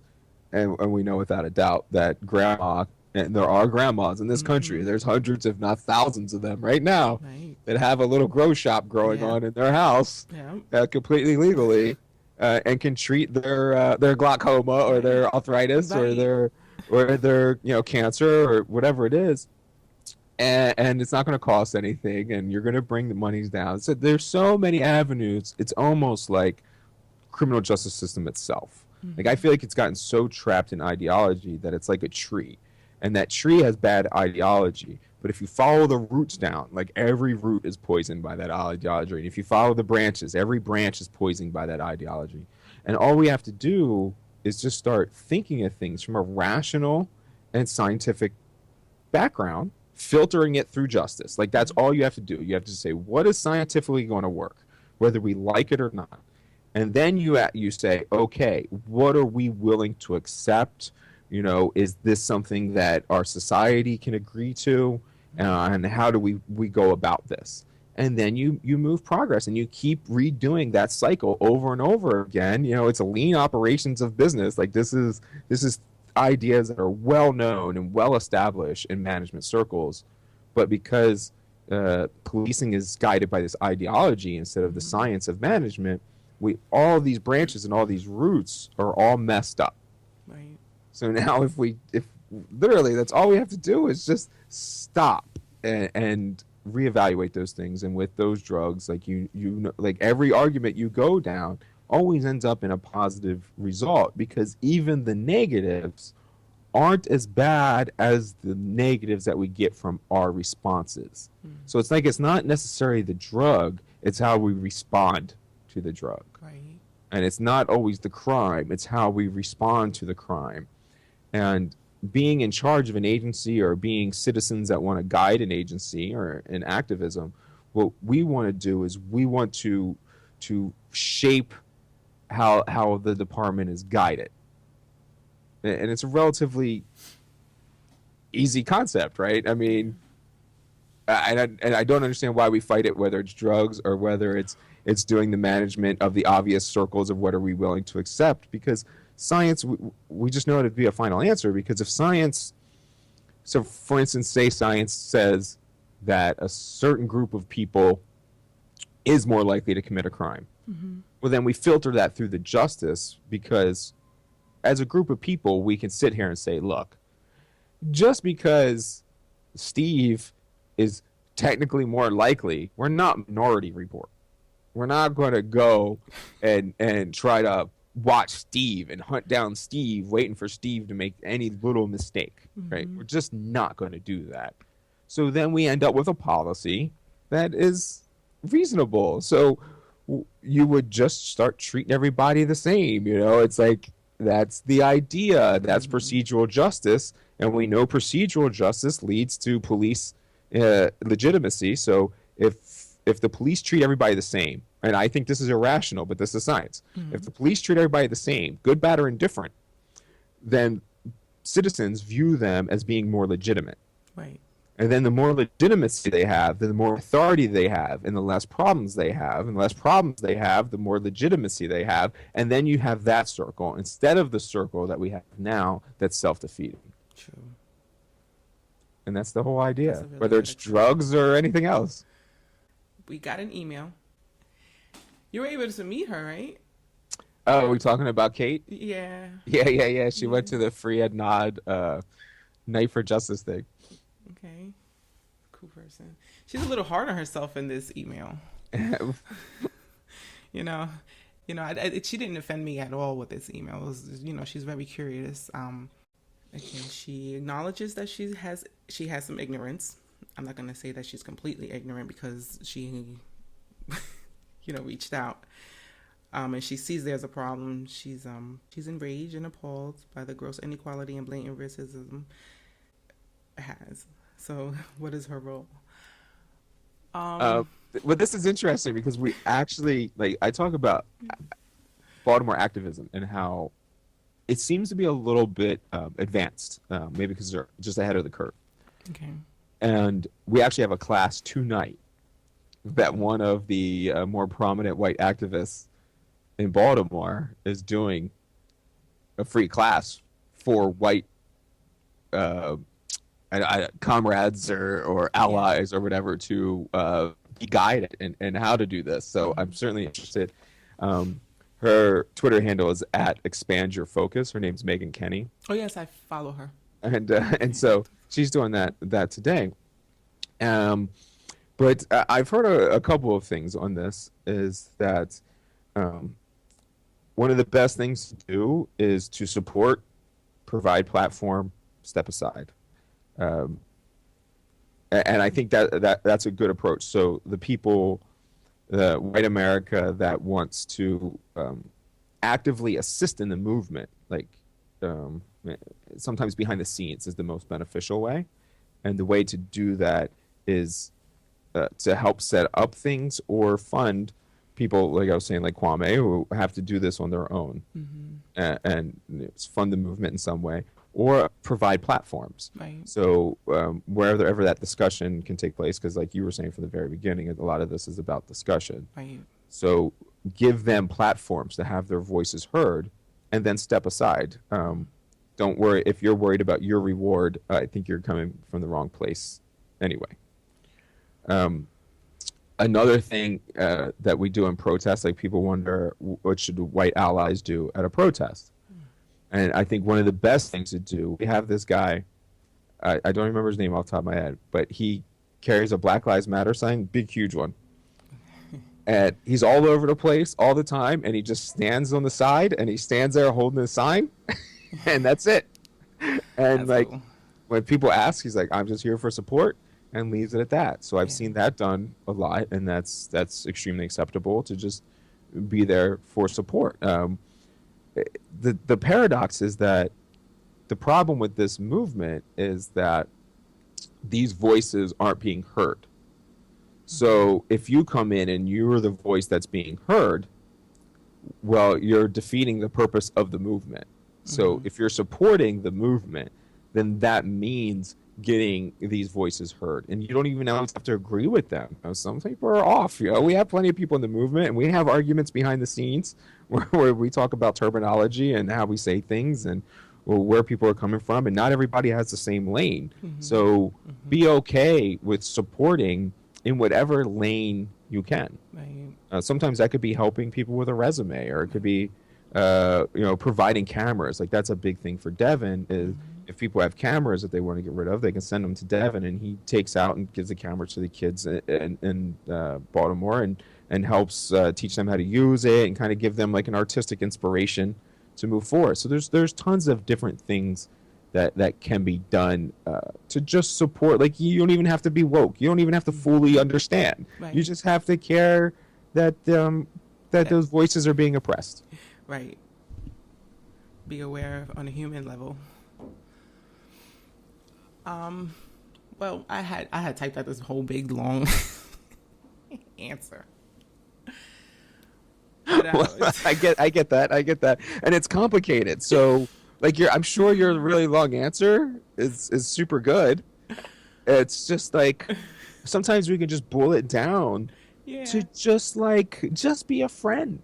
Yeah. Like, It's No. you know what?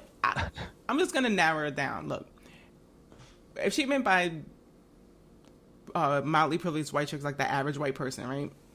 Not someone who's a corporate owner or Right. Okay, so I don't think that the average white person is responsible for any of this. It's just by default that you're you're categorized with white people. Everything's been going on before either any of us came onto this planet. We're just picking up in this whole, like, we're just in this tornado that's been going on as far as I see it, because we're only like what 2 generations in from desegregation. Yeah, but we're only 2 lifetimes away from slavery. Right. So like my friend JC was telling me about that, thinking about like his grandmother, right, was alive during segregation, and then her grandmother, or not her grandmother, her great grandmother was alive and was a slave, and it's like Right. My we grandmother. think it's so far away, It's not. like, but his grandma shook the hands of a slave. That's not far away at all. Like, why do we act like it's some distant memory? It's like the echoes from that are still rippling out, and we're still dramatic ripples from that. Okay, we're only 2 generations in from desegregation. So it's like our generation is the generation that really never experienced segregation. We grew up with each other. We hung out with each other. So it's like, Kinda. I mean, hypersegregation in the Well, city is still a huge deal. on So my in the where I grew count, up, we had everybody. It was mixed, everybody, and even now, like in the area that I live in, it's everybody. Like you have African, you have Egyptian, Indian, Polish. Well, Polish not too much anymore, but when I was growing up, the public housing was still with Polish and Russian immigrants in it. yeah, I think it's easy for us to get caught up in our little Northeast bubble, and there are places in our cities where the entire neighborhoods are black and entire neighborhoods are white Yeah. and tons of cities in this country, and there are pretty much states in this country that you can drive through and not find another minority. So uh, in this like See, it's that different for everybody. yeah, it is different, and that's why I So, said we have to have a national kind of like perspective on it, and it's so hard for us to do this in the Northeast because like we are so much more liberal and integrated and clustered together here. right. So like when we go other places in the country, like that's one of the big wake up calls. It's like, Right. oh crap, like these people aren't even separated from Yeah. slavery, like conceptually, because Yeah. because Oklahoma pre-slavery and post-slavery pretty much looks the same. So, so, so like they Didn't have don't any see problems, the but it was okay. world in this manner like that we do. And it's Yeah. like it's a weird thing. Like they can point me out immediately, like, oh damn Yankee, like like it Yeah. oozes off of us that we're different up here in the Northeast. And I think that's because it's been so long, so we're so clustered. Obviously, this is this, we're right where the Civil War was fought. So I guess being in northern states, you still have a measure of that. This history here said that was wrong. So it's different being down there and going out there to the west. It's a Yeah. different environment. Like I grew up like you did. So to us, it's like, oh, what are we talking about? Right. But I'm telling you, that's like a Northeast bubble. Okay. So yeah, so I can't answer like I can answer from my experience of what I think a white person can do in as far as like helping with the efforts of fighting police brutality, but there's a Yeah, lot of things that need well, to be worked on inside the black community itself. I don't do that. See, I don't do that. Like personally, I don't do that at all. And like one of the reasons is because like you were saying about average white America, that they're not responsible. And that's fine. Like they're not responsible, but they're certainly accountable Right. because we have a society and equal or disproportionate treatment towards anyone in our society, especially those that have less. Like that's our social contract that we as America, like even in our foundations, we fight up, we punch up. So we don't allow people to be weak or below us. We lift them up, and we don't allow oppressors to guide us. Like Right. that's the American idea, and so that is our societal contract. And I think as a part of our societal contract, to sit by and think that you're not responsible for either police brutality or for hypersegregation, I think is a fallacious idea because we operate in these systems and don't change those systems because they're beneficial to us. If they weren't beneficial to us, I bet we would be fighting to change them. So I certainly hold middle America and upper America accountable. If not responsible, they are accountable for their lack of movement. Okay. And we can say, this is going back to the Trevor Noah comment, we can say that the black community has a lot to fix, but I don't allow the logic of taking a people from their land, Right. putting them into a defined set of conditions, and then saying, what can you do to improve this? I just don't accept the argument. Okay. Like so. No, well, Yeah, what I'm it's like saying is, yeah, but it's just it's if the resources were available for the black community, you could put it on them. But when it's not, I can't put anything on black community. Period. So, it's at whether you punch up or you punch down. I forget who said it now. I wish I remember who it was. It was Jimmy Dore. He's a comedian. He okay. said, whenever you're blaming someone weaker than you, it's because you're being manipulated by someone stronger than you. And like that's like it's that line of thinking that whoever has the privilege and whoever has the power has all the responsibility to fix the problem. Does that make sense? It does, but that's your perspective. I,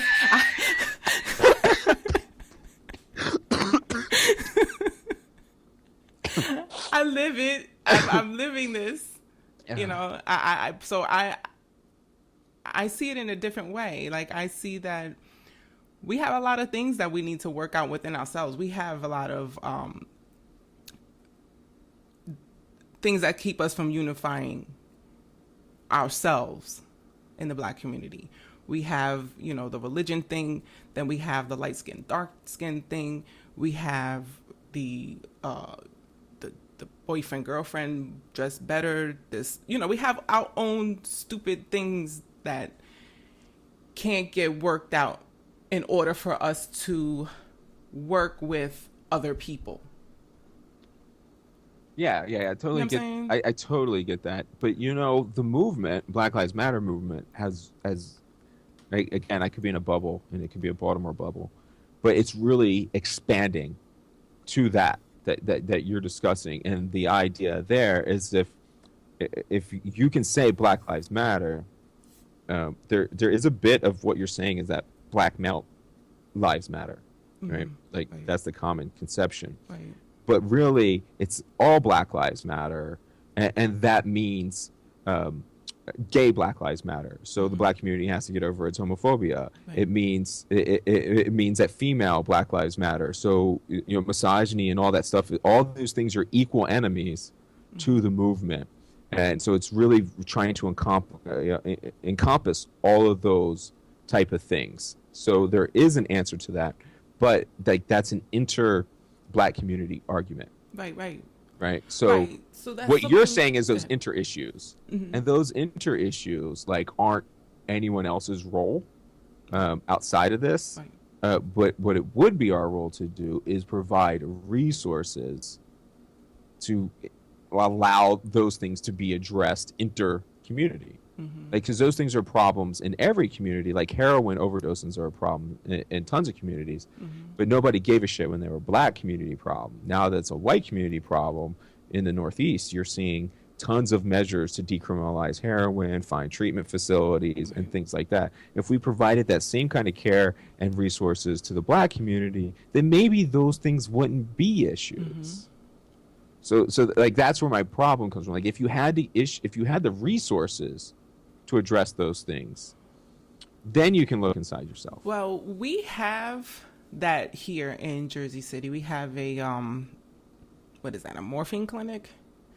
I have my opinion about that, please, but it's like I think that a lot of the stuff here is misused by the people who start going into getting jobs in those facilities. I think that it just gets misused. Well, I mean, but we have to focus on what aspect of it is being misused, right? So the intent is not being misused. It's just probably that morphine isn't the answer. Right. Or it's not morphine. What is it? It's methadone. Yes, so, that. Right. So what methadone is, it's actually pretty much heroin. It just doesn't get you high. So it's a replacement drug, right? And now you have to go to methadone clinics and stuff like that to get it. Now, I'm not a big fan of methadone either. I think if you want the heroin, get the darn heroin and just, have it regulated and, do what we're supposed to do, figure all that out and have other options available. But so if you're going to treat with the methadone, Well, if we could do that in a pharmacy and we could do that with your doctor, you won't need that clinic, right? Where all that collects, right? So it's like hypersegregation is a big enemy in many avenues. So clustering things results in like groupthink and isolation. And that's what we do. So instead of having one person from that facility go to their doctor by their house, and the other one goes to a doctor by his house, and the other one goes to a doctor by house, maybe the methadone pills come in the mail, like any other prescription drug does. And then we have a whole different scenario. So just because someone mismanages something, we have to focus on being aware of maybe what that root cause is, not being the intent or the methadone itself, but rather the mismanagement of it. Okay. But that's just me. I know. I I'm an ultra liberal, like. No, it's just that, we have our own perspectives of things. Well, I'll need probably to be go back and listen to this again and be like, but like I really try not to have perspectives. So you can't help that. I know you can't help it, but I just want to let you know I actively fight that. Like I try not to put my personal opinions into anything. I really do just try to approach it straight from the science and try to problem solve our ways through it. And the difference between causation and correlation is probably one of the biggest issues in American talk, in our thought processes. Whereas we like to take things, like for instance, who ever bought like a white Corvette, and then like you're like, yeah, I'm gonna get this white Corvette because I never see white Corvettes, and then you have one, and you're like, darn, everyone has a white Corvette, right? Like I never noticed there were so many white Corvettes, and that's like that correlation and causation argument. Like we actually want to say to ourselves, man, ever since I got this white vet, now other people have white vets. But no, like now you notice white vets. So we like to think things are causes that aren't, and they're just correlations. And things, when they have human beings involved, just whenever human beings are involved, it is so complicated because there's so many variables that in order for us to think that anything is remotely near a causation, we have to have a huge sample size and something that is like, 99.99999% of the time this happens. Mm-hmm. Otherwise, we have to recognize that we just have no idea. Right. And that's like when I have suggestions about policing, my suggestions will always be suggestions, and they will never work 100% of the time. Okay. Because human beings are involved. And like, so whenever you see anything that involves human beings, understand that its complexity is so large, we're never going to wrap our heads around it. And really what we have to do is follow the scientific method and just continue to identify what doesn't work. Because if we want to find out what does work and like what is the meaning of life, like you're chasing your tail. Right. You're not going to get there. So always step back. That's my big suggestion on any of those things, whether it's a methadone clinic or whatever. It's just step back and say, this complex situation, like what would the variables be, and like what are the variables that are contributing to this? Because like one variable can throw the entire thing off. So using your methadone clinic, the whole problem in that entire step and how you feel about that step could be simply because they're collecting and not allowing it to be distributed into individual pharmacies where people go and treat it like any other doctor exchange. Mm-hmm. And then like that puts that whole that single methadone clinic can put this whole negative feeling in your mind about drug legalization, about drug treatment, about people who are addicted to drugs. But the real problem was just the way it was handled. Yeah. It's the people. Yeah, it's the people in charge. It's always the people in charge. Like, so the problem isn't the people standing outside the methadone clinic. Right. The problem people are the ones that don't go to the methadone clinic. They're sitting in an ivory tower somewhere, drawing up plans that say the methadone clinic is going to be here in this neighborhood because we don't care about these people, and it will all be clustered there, and we don't have to see it. Yeah, they just recently rejected. There was supposed to be what is this? A drug rehabilitation. I think a housing, like a halfway house, put into the right smack dab in the this is like a really high crime area and drug populated area, and it was like the people rejected it. They were like, no, don't do that. Don't put that here in Jersey City. They Because it was it's like you're just going to bring in more people that are going to be addicted to drugs. You haven't cleaned up the drugs in the area, and it's just going to be just one big drug area. That didn't make any sense to me. Right. I mean, those things are all correct. So it's just that perpetual mismanagement of.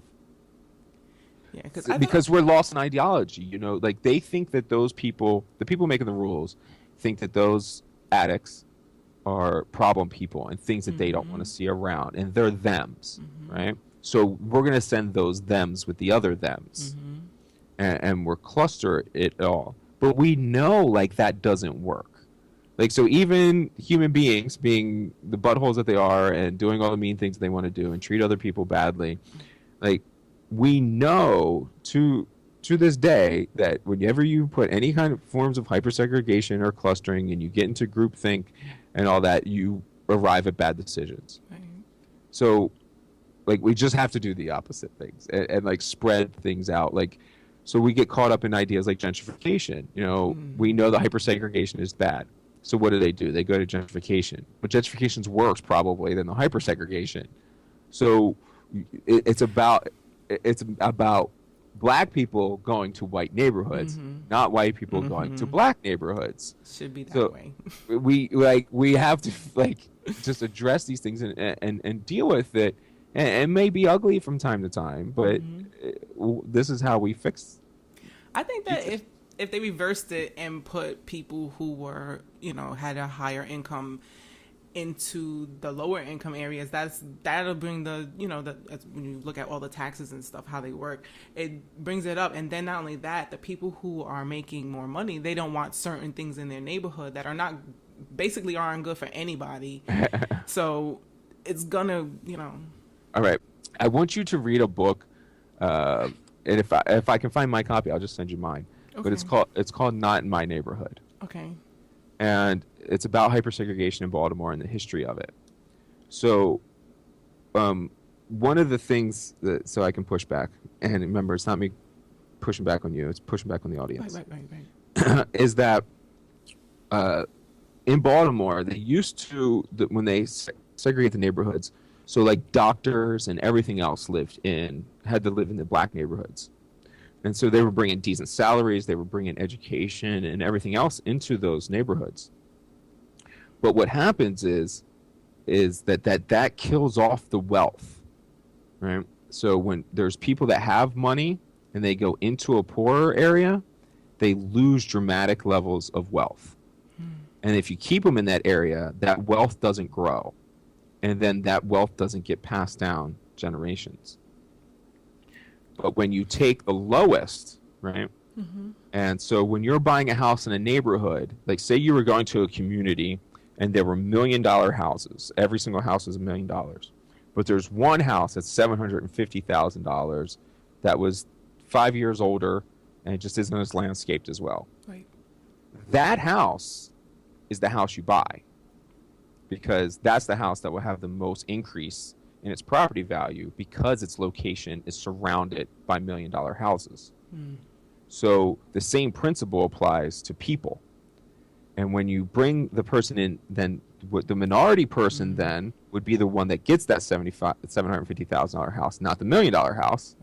And then when prices go up and the $1 million house goes to $1.1 million, the $750,000 house is drawn up by those surrounding it, and it becomes, a $900,000 house where they actually got $50,000 more in profit when they sell the house, and then that builds wealth. So it seems like a weird concept, but you always want to be the least powerful in your neighborhood. Like you want to be like the nobody in your neighborhood because that collective bringing up in that neighborhood will make your property values and stuff grow by a bigger percentage. And that's how you build wealth. And that has been intentionally taken away from the black community. And so you have to restore those things, you have to do the opposite of that, which would be low income families into rich neighborhoods. Like one of my big, I think one of the most productive reparations projects would be like $400 to $500, like $500,000 in housing, like just outright. Like, so you have a family, it's you and you got 2 kids, bam, here you go. Here's a $500,000 house in Roland Park. And like, we know that would have like huge benefits. Yeah. And that's how you would break up hyper-segregation. And so without these discussions, though, the people that live, I say Roland Park, like people know Roland Park. Roland Park's a wealthy neighborhood of Manhattan, of Baltimore. It's like saying, what's that neighborhood in New York? The hill. What is it? What's it you go to in Manhattan out in the? I don't go there. I don't know. Oh God, yeah. There's like the rich house, the Hamptons. That's what I'm thinking. So it's like the Hamptons of Baltimore, and you move people out. Those people don't want the low-income black family in their neighborhood unless you have these discussions where they understand how that actually uplifts all of society. And when you uplift all of society, the benefits go. I mean, if you're worried about that low-income family that's in your neighborhood and they're bad kids, well, you would be worried about their bad kid robbing you one day in the city, right? Yeah. Well, if he's growing up in this neighborhood, he won't be robbing you in the city. But if you keep him in the bad neighborhood and you put him through the school to prison pipeline, well, then he has a chance of robbing you. Right. So, like, it's even one of the most frustrating things is that even if you have a myopic perspective and you're just trying to make the world better for you, helping out the weakest makes the world better for you.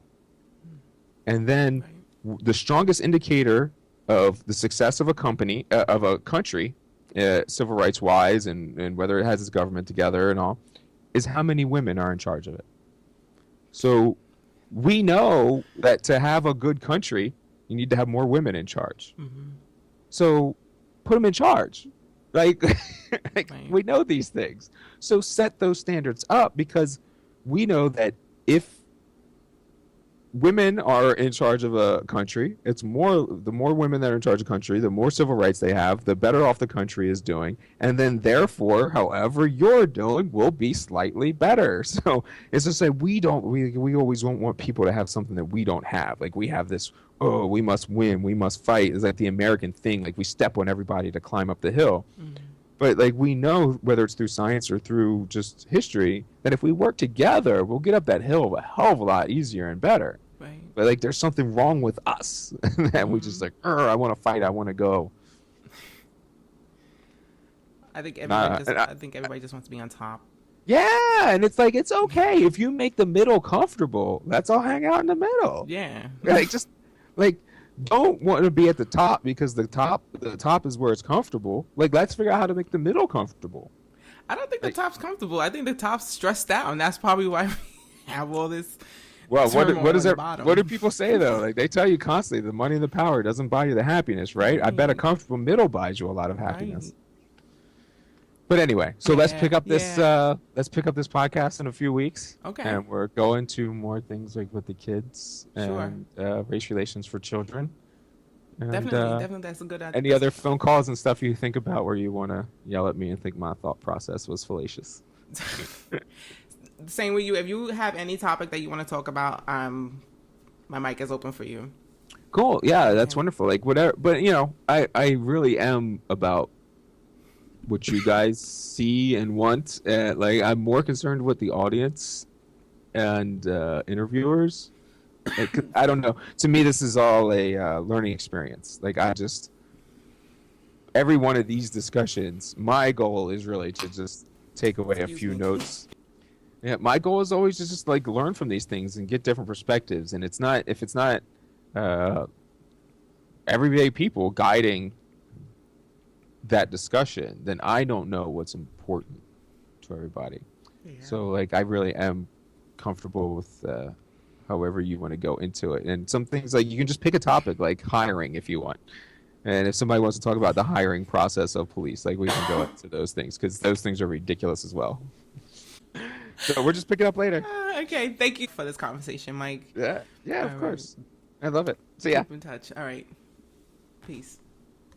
To learn more about Michael A. Wood Jr., you can follow him on his website at www.michaelawoodjr with a J and an R .net. So that's michaelawoodjr.net. Also, you can follow me on Twitter at Aria Shalara. And also, Michael A. Wood Jr. is at Michael A. Wood Jr. on Twitter.